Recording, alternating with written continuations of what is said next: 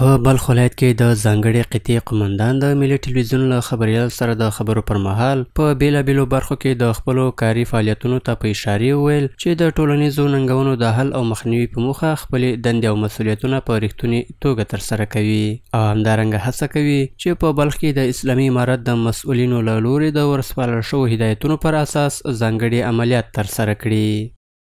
قماندانی قطعه خاص ولایتی بلخ کماف سابق در تامین امنیت تمام شهروندان ولایت بلخ شریف البته در خدمت قرار دارند. بر علاوه عملیات های خاص ما در قسمت تامین امنیت تمام اقشار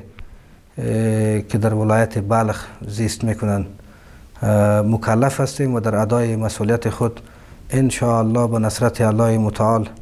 تلاش های گسترده و شایان صورت گرفته و اطمینان کامل به تمام اقشار شرافتمند ولایت بلخ باشد که ما در قسمت سرکوب جنایتکاران و تعقیب جنایتکاران دیگه البته بهتر از سابق در تلاش هستیم و اطمینان کامل برشان باشه که با خاطر آرام زندگی بکنه.